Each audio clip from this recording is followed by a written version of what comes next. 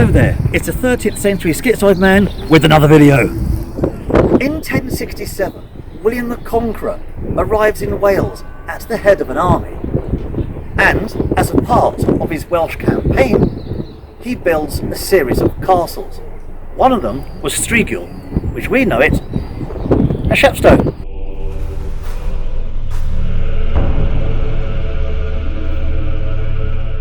But it didn't begin in 1067. Like many castles, there had been a fortification of some kind in Chepstow since the Romans, since prehistory in fact.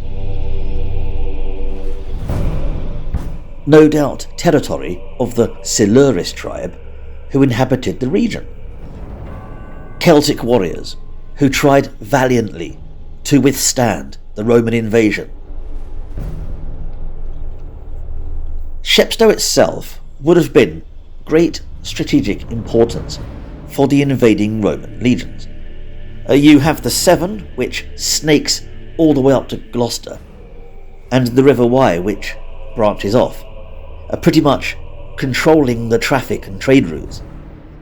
Easily reinforced from Abona, modern-day Bristol, pretty much. And as you can see by the map, it's only a short hop from Cardiff Castle, another Roman fort. Just not Newport, because that won't be around for quite a while. You also have natural cliffs, which made this the perfect location for a defensive structure. Resistance was futile when defying the Roman Empire. Yet, whatever the Romans did, and the Saxons who followed for that matter, little is known. Even the archaeology is unclear. The castle we see here is medieval, built in the 11th century, possibly reusing some of the stone from the Roman era. But that's as far as its connection is. So rather than concentrate on speculation, let's press on with what we do know.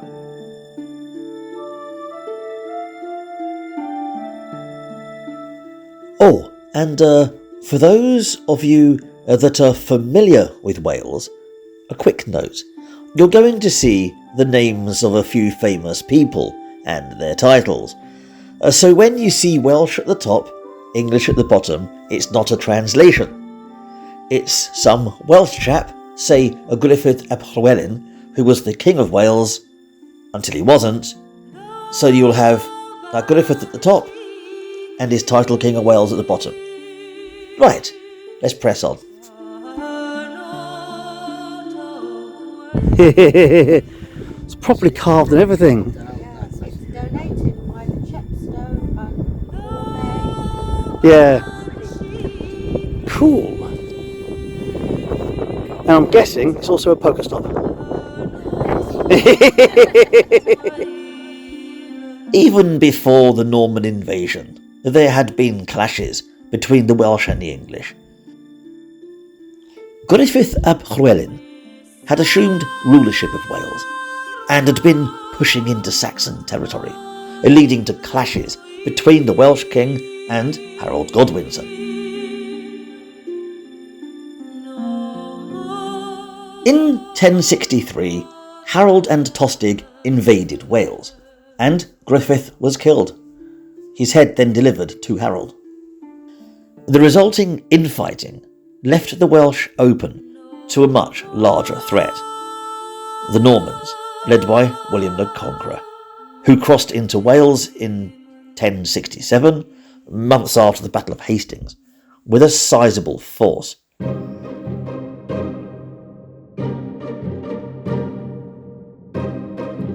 Thus began the construction of the castle known as Striguil. And like the other castles that were built during this period, it was a simple affair, situated on a hill, built by William the Conqueror's right-hand man, William Fitz-Osbern, the Earl of Hereford. Thus also starts a new trend a new position, as the conqueror needs a different type of noble to man these Welsh borders. William the Conqueror placed guardians of the borders around between England and Wales. These were the martial lords, and these are the people who effectively subdued the Welsh for the Normans. Nearby was built a priory, and around the priory a town. Thus Chepstow was born. The tower on the hill, no longer just a fort, but a flourishing trade route, making use of the river. When Fitzosbern died at the Battle of Castle in Flanders, his son Roger de Betul took charge of the castle, but Roger was a rebel. He ended up dying in prison in 1087. The sign basically says that Legolas is not allowed up there.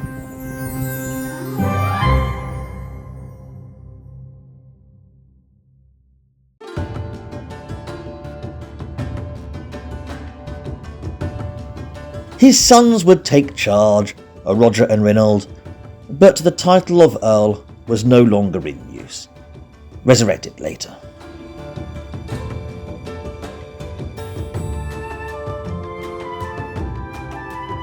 In the 12th century, the castle will get a bit of a makeover, as in 1189, during the reign of Richard the Lionheart, it is granted to the legendary William Marshal, the Earl of Pembroke, and the greatest knight in the kingdom. Over the next decade, the Marshal will make some changes, and these would be quite significant changes, as he added new towers and a gatehouse as you approach Striguil, reinforcing the walls, making it a bugger to take in a siege. Though that gatehouse is now incorporated into the wall that divides the middle and lower wards. But in the Marshal's day, this was how you approached it, this is how we got into the castle, and it was top tier defences.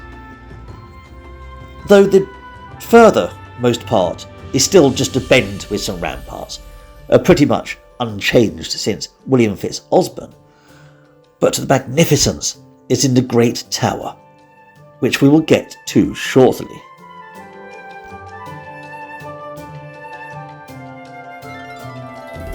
But keeping on the subject of defences, let's talk about the walls, as boy, they are no slouch. Look at the thickness. Nothing's getting through that. Not in an age before black powder. Trebuchets weren't that bloody good. These are solid walls with towers and walkways, very easy to defend, and a bugger to assault. Ignore Hollywood. When you're on the ramparts, this is your working space. And the whole castle is situated on a hill with a cliff face. There's 3 main sections, each separated by further gatehouses, each with guardrails. There's round towers with no blind spots, defended by arrow loops. Anyone putting this beast under leaguer would also have to control the river, as this little puppy is easily reinforced from Bristol, or Cardiff, or Newport by now. It is one of a chain of defences in Norman-controlled Wales. Rapunzel, let down your hair! Or lack of it. And then it could be pulled. Also, where that chap was, that's another part of the defences which were built later, in the times of Roger Big God. We'll visit that in more detail later in the next stage of building, as there was a pulley mechanism allowing the castle to get restocked from boats on the river, as given there was Buckley's chance of the enemy controlling the way. It pretty much made sieging this place a futile effort.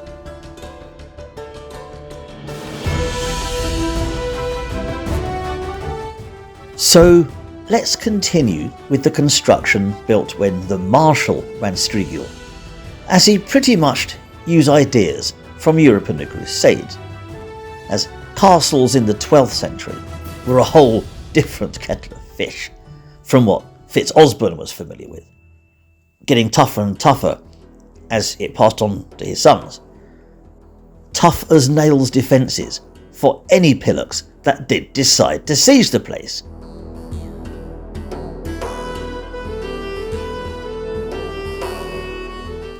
So, now you're familiar with the defences, let's take a look at the Great Tower, the main keep during the age of William Marshal.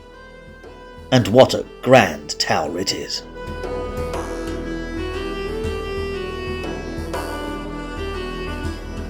Originally built by William Fitz-Osbern in the 11th century, this tower is having a few tweaks. And even though these days you'd approach it by crossing the courtyard and reaching this very gate, back in the days of the Marshal, this wouldn't necessarily be the case, as there were two entrances. This gate would get you to the ground floor, or the basement of the tower. But if you wanted to get to the feasting hall, at the top, you'd take a walkway to the upper floor, where all the bigwigs were. A walkway, by the way, which takes you to the D-shaped tower that guards the old gatehouse hall. Remember that in the Marshal's day, this was the very front point of the castle. The parts more familiar to us were not built for a while yet. Anyway, back to the tower. As I've said, this was really built by William Fitz-Osbern, but the Marshal is making his imprint on Striguil, bringing it up to date for the late 12th century. This would have been where he feasted, he entertained guests, this was where he lived when he stayed on his visits here, and his solar, his own private residence, would be in this part of the castle. So, William Fitz-Osbern, William Marshal, does it really matter which Willie you prefer? Anyway, yeah, but two guys called William. I suppose you could call this a double bill. This is one of William Marshal's bits. This is the Great Hall. This is where you're feasted. Now, have a quick look at this. You see that arch there? That would have been a double arch. But you can also see the second arch also. There would have been a pillar going right into the basement. Absolutely fantastic. Imagine that.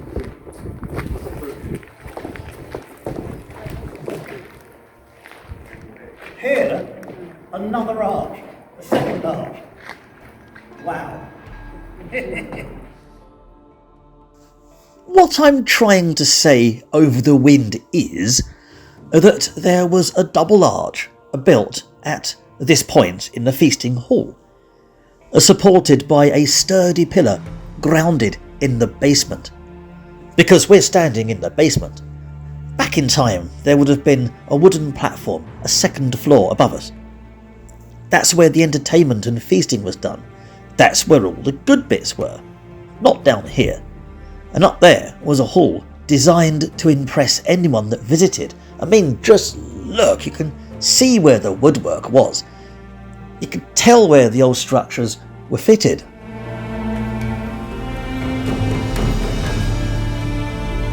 From other magnates, churchmen, to monarchs like King John or a young Henry III, the Marshal was impressing them all.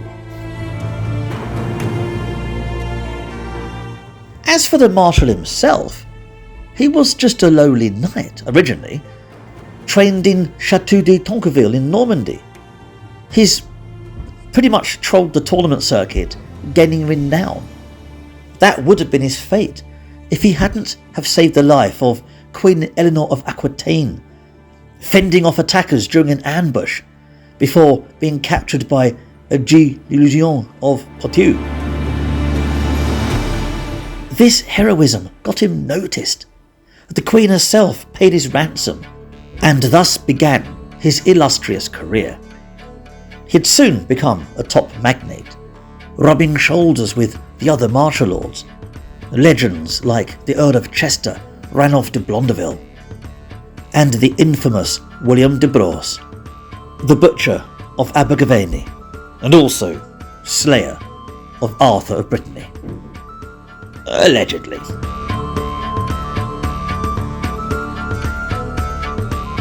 Now, the Marshal might be the Earl of Pembroke, as the 12th century gave way to the 13th, but Striguil was his main residence. And it wasn't just William who lived here. There was his wife, Isabella de Clare. She's powerful in her own right. He married up, not down. He also has his minier, his household knights. There was John of Early, his squire. There was Geoffrey Fitzrobert and William Walleran, both from Wiltshire, plus his servant, Eustace Boutremont.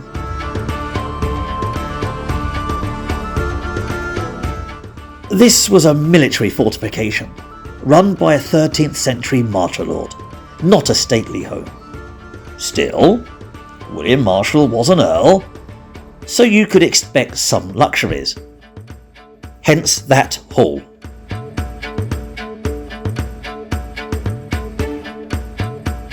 But the famous Marshal wouldn't live forever, passing away in 1219. He had been regent to the king, which was Henry III. His sons would inherit Striguil, all of them, each one in turn, as the infamous Marshal's curse would strike them down one by one. They had no offspring, thus the Marshal line would end. But during the 13th century, while all this was going on, these unfortunate sons would develop the castle further. Striguil is about to expand. So, what's new?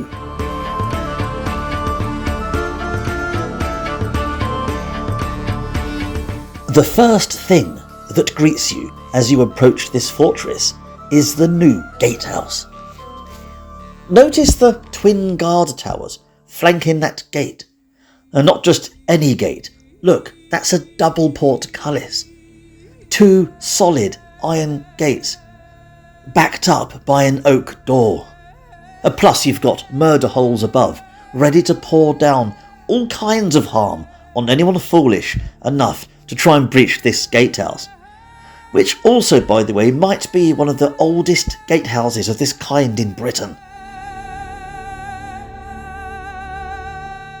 During the 13th century, the brothers also expanded the far end of the castle, which used to be just a rounded wall with ramparts.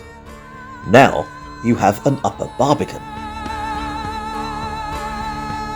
You get to this by passing the Great Tower and continuing up through the courtyard of the upper ward to a set of doors. Old, sturdy doors that open out onto a bridge that crosses into the barbican itself. And the archway that you pass through is itself sturdy. Beautiful stonework. The doors are reinforced oak, and they're designed to withstand an absolute battering. All part of the corner tower, another recent addition that contributes to the formidable defences of this magnificent castle.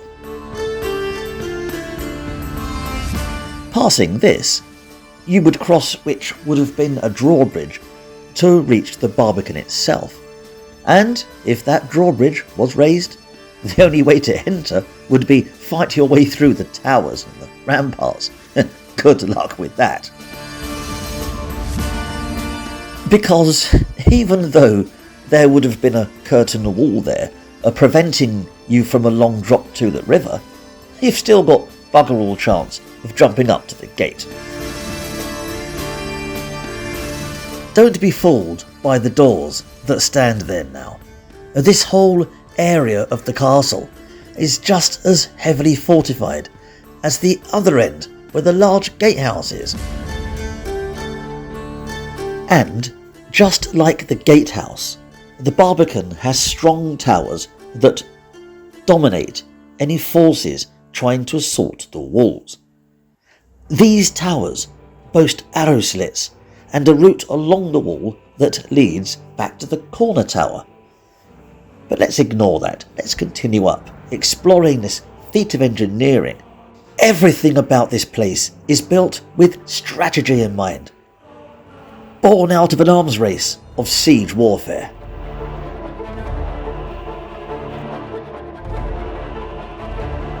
Any poor sods who did manage to breach the gate would find themselves in a courtyard blocked by a raised drawbridge.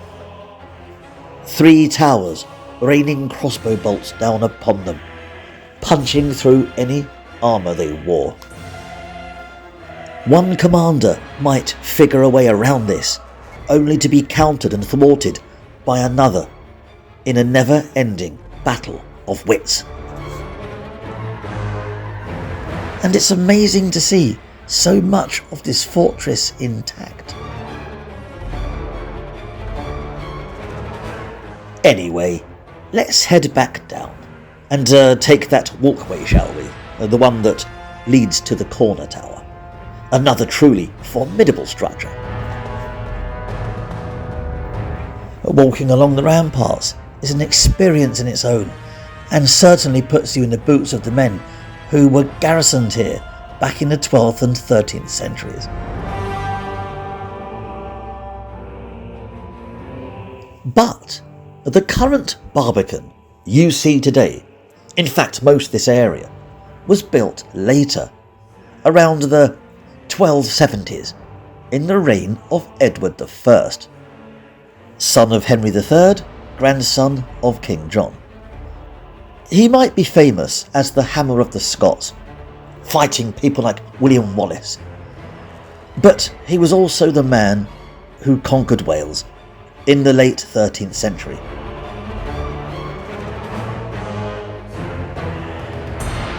The new owner of the castle was Roger Bigod, the 5th Earl of Norfolk, son of Hugh Bigod, grandson of the famous William Marshal.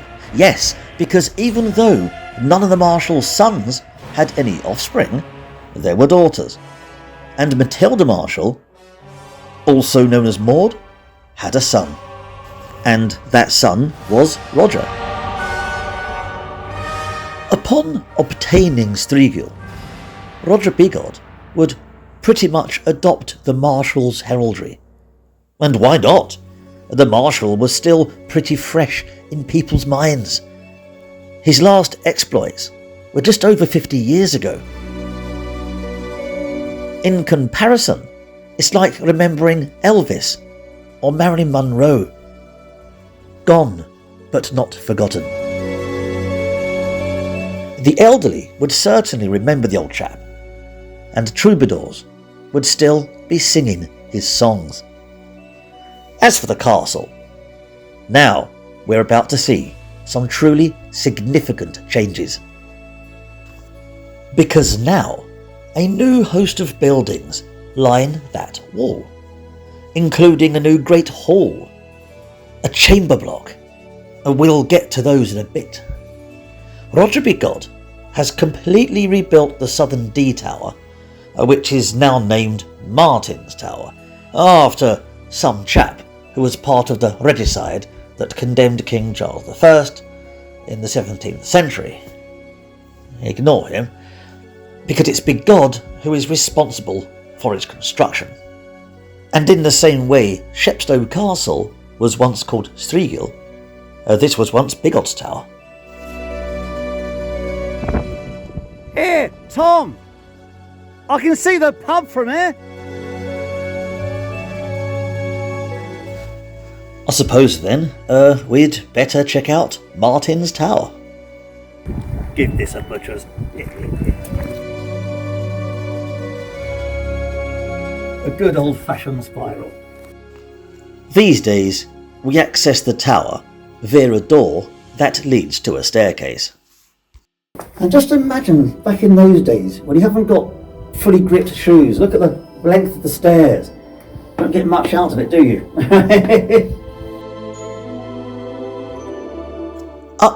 Up the stairs we go.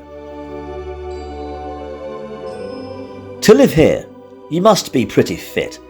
There are lots of stairs at Striguil, aka Chepstow.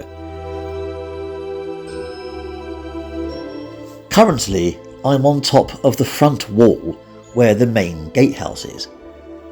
You get an amazing view from here, but I can tell you, just by looking down that gutted tower, that we're pretty high up. Then, as you look over the courtyard of the lower ward, you'll notice that we're not even as high as the chamber block. I'm only on the battlements, and the tower, it rises further yet, as I'm nowhere near the top. And I will say, it's amazing how people constructed this in an age without modern machinery. Now, Roger Biggod's tower, or Martin's as we know it now, is not too far away, only over there, situated on the corner of the southwest wall, overlooking the town of Chepstow. Standing here on the battlements certainly reminds you that this is a military installation, not a luxury manor. It was designed to withstand a siege and situated in highly hostile lands, especially during the conquest of Wales by King Edward I.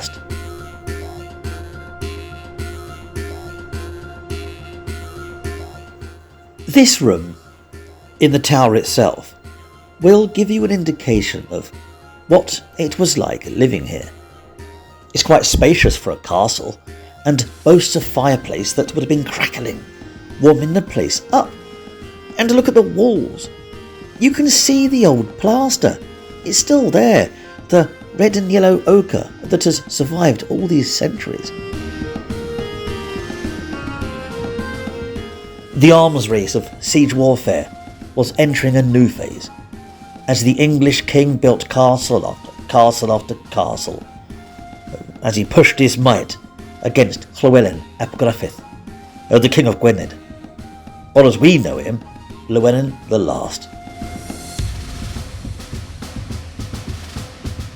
So, Roger Bigod was going to need a living space for when the king would visit, and that was one of the prime purposes of this tower.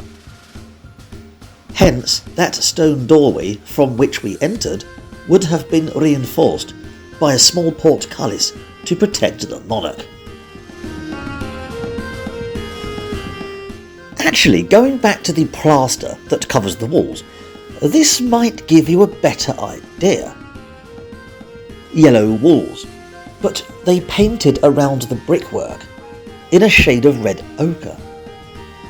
This room would have looked stunning. So even though it's a military installation, it's fit for a king.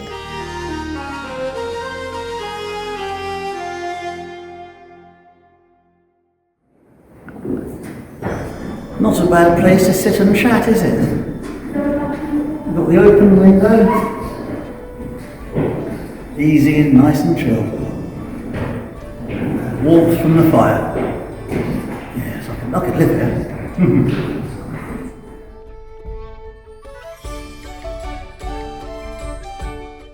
And I'm not kidding. I could happily live here. My only problem would be the lack of Wi-Fi and the toilets. Oh, we'll get to the toilets later when we'll explore the chamber block. The good old open-air affair. But aside from that, yeah, I could live here. Just hopefully not in the times of the Welsh conquest, as the ageing Roger Bigod would have been on a high state of alert. And there are so many nooks and crannies in this place. And nothing was built here without purpose. So you would have had places for logs and other storage, like pantries. And you would have had servants bustling back and forth. This was a busy castle after all.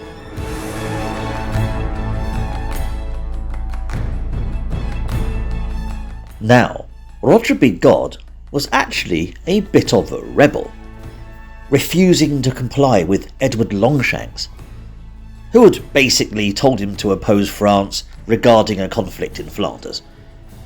Due to his marriage, Bigod does have a dog in the race, so Longshanks tells him, "Either you go, or you hang." Bigod replies, "I shall neither go nor hang." And Roger Bigod wins the argument against the king. Now, given this is the hammer of the Scots, Longshanks, that's a feat in itself. And this is the chapel. And of all the places for it to be, directly above the entry door below, on the battlements. Because the door was controlled by small portcullis that, when raised, it blocked access to the altar. And given the amount of people that needed to access the tower, it would have been raised quite a lot. I assume they had some kind of rota.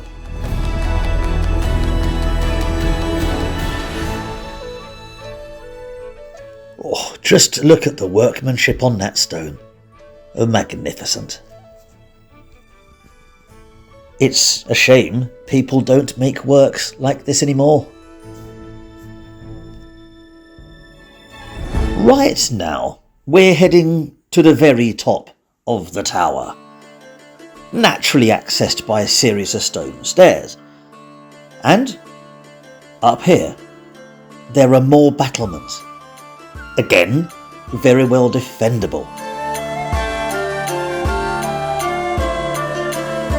Oh, and if you remember earlier, when we weren't even as high as the chamber block and the kitchen area, look now, we're several floors higher.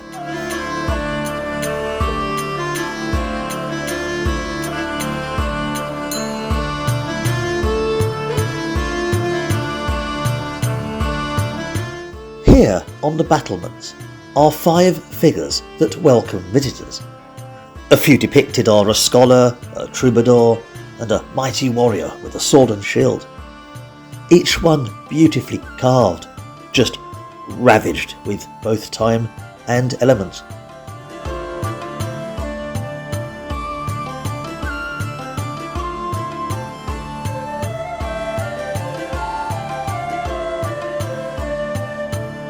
The tower needed to have solid defences, should anyone important to be housed here during one of the many attacks this castle must have suffered during these turbulent times.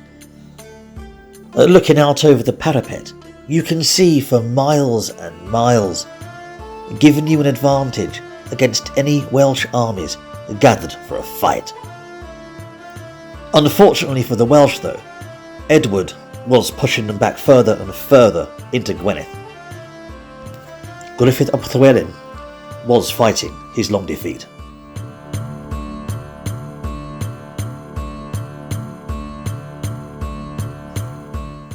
And nearby Cardiff and Newport only strengthened Edward's grip on the region.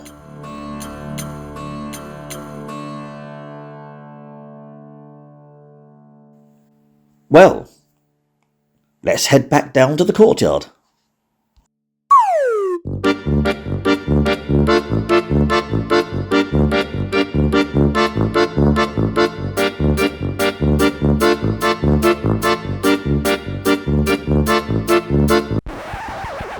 Enough of that. Way too silly.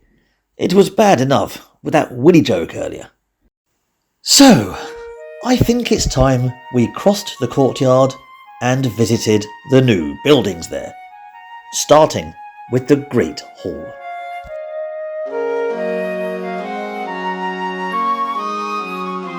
Roger Bigod wasn't entertaining guests in William's old tower anymore. He's built a whole new complex with a new host of rooms fit for the late 13th century. And it all starts here in the Great Hall, a place designed to truly impress anyone who laid eyes on it.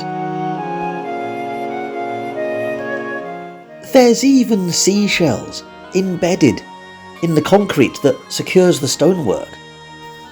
along with stones and other decorations.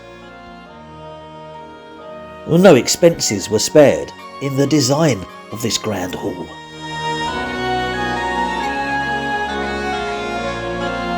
Now, following Tom up these stairs, you'll reach the rooms where Bigod would have entertained his guests.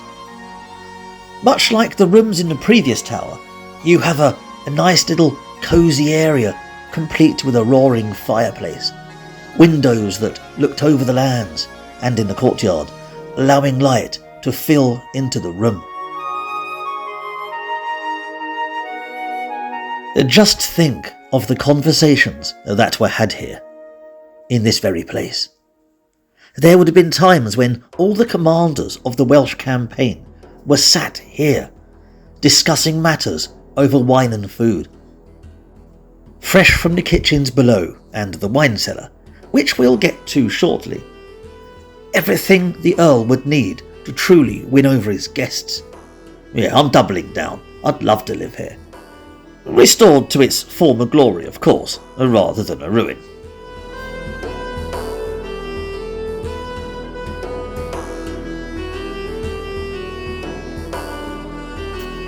Let's head below into the kitchen. Bit of a pickle, these.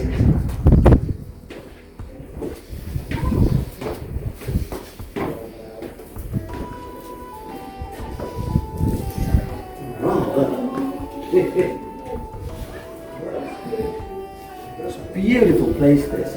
You can just imagine what it was like in the day, with the walls would have been whitewashed as well. And come here, come look at this. You can see some of the original white walling. These castles were boring with all their blank walls and blank stone. They were painted. You know this. As you can see, the kitchens are close to the feasting hall. This is where the food was cooked over an open fire, which was typical of this period. There would have been preparation tables and many servants rushing about, all running like clockwork. Anyone familiar with a bar or a restaurant would know just how busy this area would be at any given time, especially during one of the many feast days. Again, we can see where the timber was fixed into the walls, which gives us an indication of what this may have looked like. There is a door out into the courtyard, but we're not yet finished with this part of the castle. So, on to the guardrobe.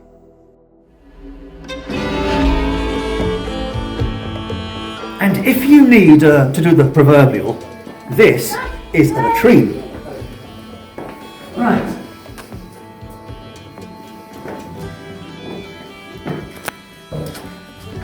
So, you would come into the guardrobe, which is here, the toilet, and you would posture yourself on a piece of wood that would come across, and park your derriere and do your proper down the hole, you know? There we go. A good old-fashioned open-air affair, you know, the plop and drop. John's on the gong and I'm waiting so far. I'm on the throne. I'm my own throne, thank you very much.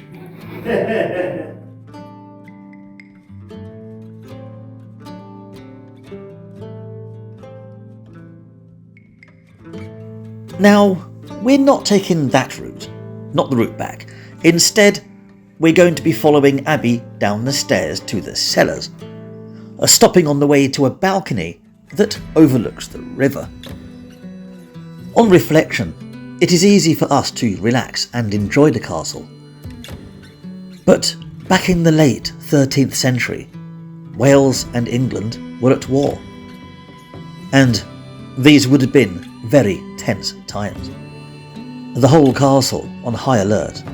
You never know when the rebels may strike.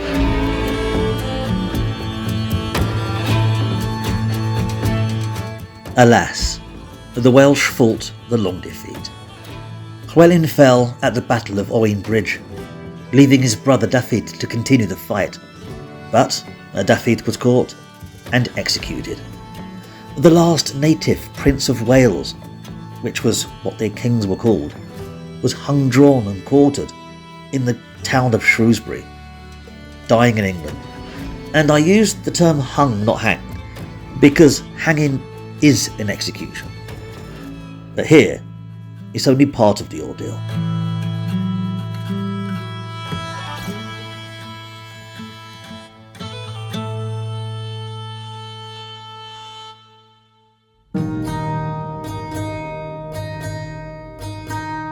So this is the wine cellar. Unfortunately, it looks like they've got here before us, but there would have been wine here once upon a year.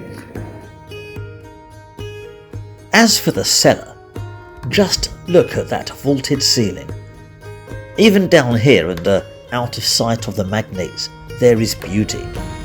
There would have been racks upon racks of wine, bottles hailing from all parts of Europe. Lovely.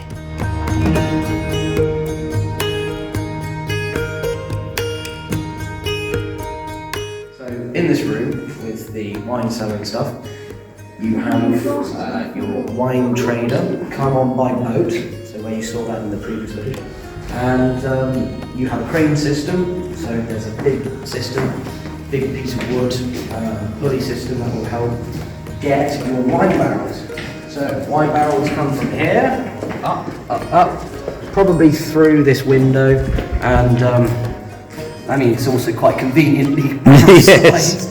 so you can quite literally get your wine, pop it all in, jobs are good, and proper chine, you need your spirits, and it's all coming from here. And that's one of the reasons why it was such a difficult castle to take, because you couldn't starve them out.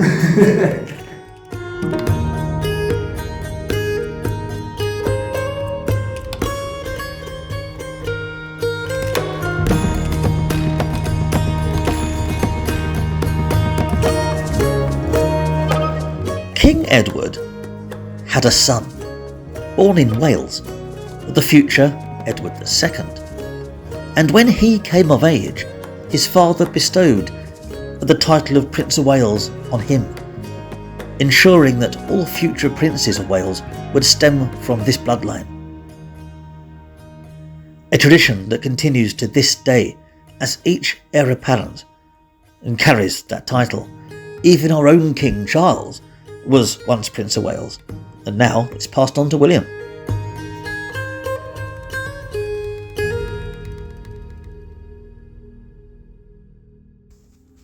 In 1306, Roger Bigod passed away, and the castle, now becoming more known as Chepstow, passed to the English crown, and thus the hands of the king. In this case, Edward I. Only he'd pass away a year later, so now Edward II is hogging the castle.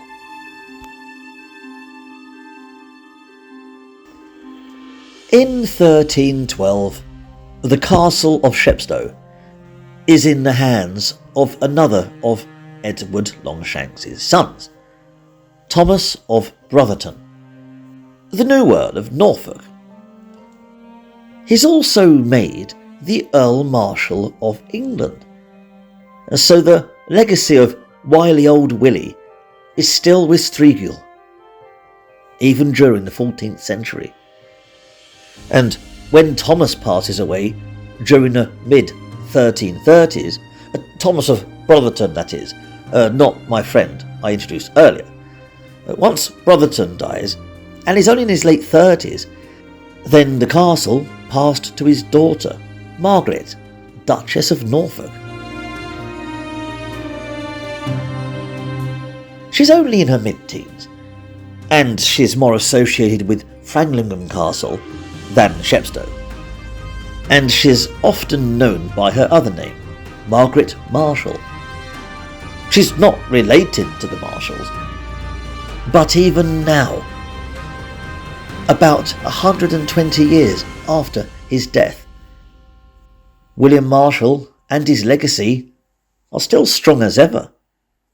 The people are wanting that name, because regardless of the actual position, it is the connection with William Marshall that people gravitate to.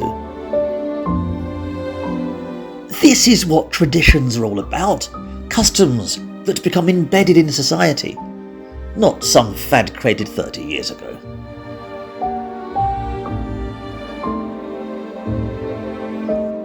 Now, I've been saying how defendable this castle is, like I did with Cardiff, only for Cardiff to be taken now and then, but Chepstow, not a chance. Not during the Middle Ages. Even in the rebellion of Owain Glyndŵr, he's the Baron of Glyndwrdwy, who declares himself as the Prince of Wales and then goes on a rampage against the English. He deems Chepstow far too strong a target, and his rebels avoid it. Meanwhile, Glyndŵr takes both castles at Newport and Cardiff. He left Cardiff burning. And this was no short-lived uprising. Owain's rebellion lasted 15 long years, on and off. Though again, I will use the term long defeat. So yes, this castle put its money where its mouth is, and remained undaunted and untaken in the Middle Ages. During the 15th century, Chepstow Castle had pretty much seen its heyday, and had become irrelevant as a stronghold, more or less. And as the Renaissance came and went, this passed from one hand to the other. The position of martial lord was abolished, and a new era had begun. This was now the county of Monmouthshire, and the fortification falls out of use.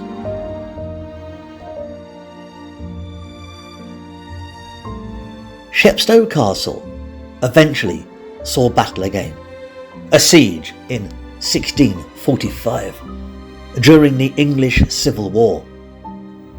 There, the once great fortress sided with King Charles I and the Royalists. In an age of black powder, muskets and cannons, it still held out, beating back the parliamentarians. But 3 years later, in 1648, Chepstow Castle was under siege again. Only this time, old Striguil fell. Its one and only defeat.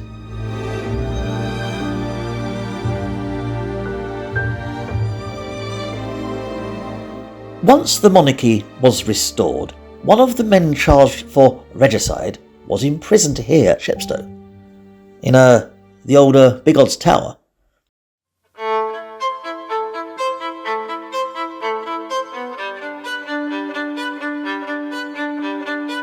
You see, Henry Martin had been behind the king's execution.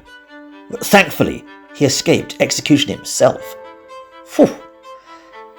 And his legacy remains in the renaming of Big Odds Tower to Martin's Tower, as I said earlier.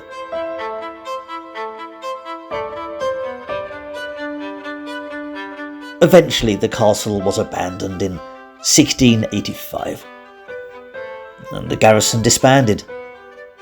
The castle eventually demolished, and that was that. From then on, Chepstow Castle, aka Striguil, was just ruins. Oh, the ones you see today, and they seemed pretty popular as the 18th century rolled on. People would even take boat trips there, straight into the 19th, same as they do now.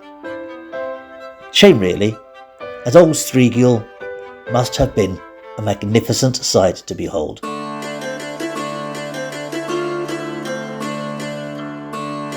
Now, if you're into heavy metal, you'll be aware of the band Sepultura and their album Chaos AD, which is in 1993, I think. Now, it was recorded not too far from here in Rockville, Wales. Right, the reason I'm mentioning this is because in this castle they recorded the song, was it pronouncing it correctly, was it Chaos? Never figured out how it's pronounced. But that particular song was recorded acoustically here. Because Max Cavalera decided, he saw the castle and was like, yep, I want it there. And it was done. So, there we go. The castle's even got relevance in here. Now, Pink Floyd think they done well with Pompeii. But no, you can't get more metal than a castle, can you? There we go. What a place.